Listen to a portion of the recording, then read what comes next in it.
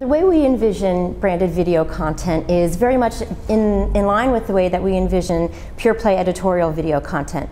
It should look and feel like everything else you'd come to expect on any of those editorial environments.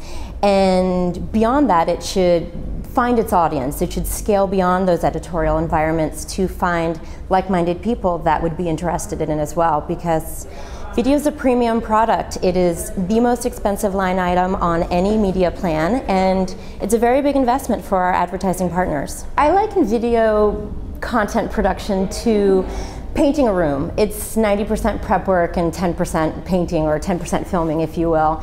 So much of the work goes into sitting down and figuring out what the nuance is between the advertising partner's message and the editor's message. If we can sit down and figure out a strategy that aligns both beautifully, then we've won. And a lot of that is anchored in understanding where our advertising partners consider themselves to be in terms of integration.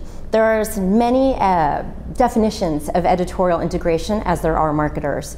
And so figuring out what that means to them is the anchor of that program. We worked with really wonderful clients at Bowdoin to bring their brand to life with XO Jane. And so if you know Jane Pratt, you know that she sort of breaks all these different style rules, and she's a really fun dresser. Bowdoin's brand is very vivacious, it has lots of patterns, it is a really good fit for Jane. And so all of that alignment starts at the pitch phase. We would never propose a partnership between Jane and Bowdoin if it wasn't right and natural to begin with. So there's a lot of legwork that goes into that. The video program we did with Bowdoin was bringing the fun and sort of fearless mishmashing of patterns, if you will, to life with Jane and her daughter, Charlotte. And so this really cute montage of Jane and putting on different patterns on her daughter, and her daughter picking out what those patterns would be, and approaching it from a fun, sort of boundaryless perspective. Because branded video content is such a premium content product, we believe that it should really be maximized for our advertising partners. And the way we do that is twofold. We scale it beyond the editorial environment using display. So we tease the videos, we drive interest and intrigue, and we find engagement elsewhere. And then we also give our partners rights and permissions to use that video content on their own. I think that's a really important point of difference, because it is so expensive to produce video content, and it can't be something that lives and dies with the campaign. It really needs to have a life of its own. So giving our advertising partners the ability to feature it on their Facebook page or on their own sites just helps them maximize that investment and goes all the extra mile for them. I always chuckle when I hear this sort of newfangled idea of native advertising. And to us, it started back with soap operas. Marketing beauty products during soap operas, that was the original form of branded content. And if we think about it along this continuum from printed advertorials into digital, the thing that is very different in our space, in the digital space, is that there's a lot of gray area between church and state.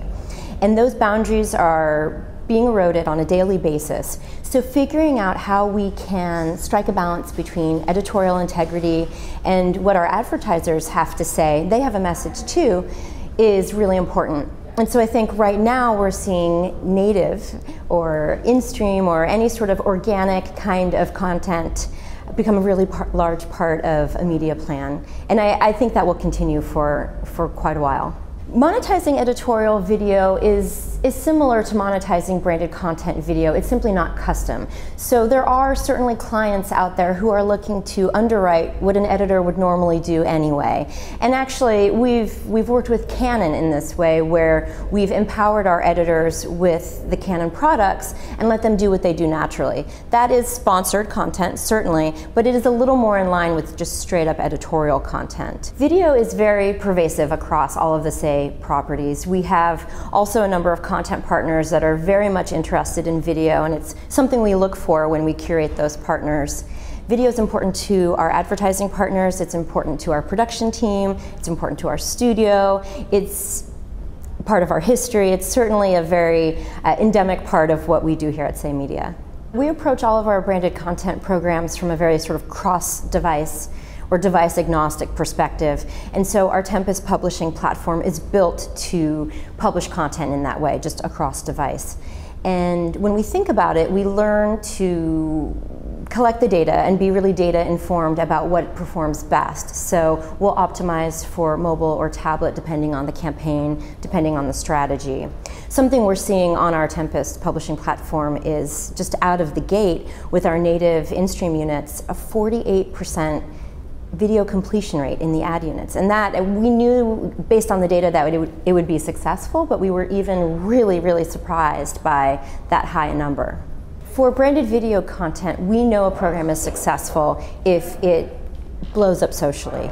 And the way that we can get to that success is by figuring out a really smart strategy to make the branded content feel and look and feel and perform as well as the editorial content.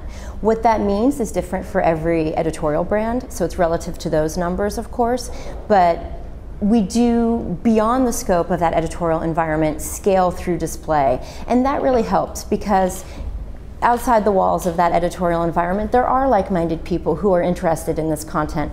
And our advertisers deserve that their investment is maximized in that way and that that audience is reached as well.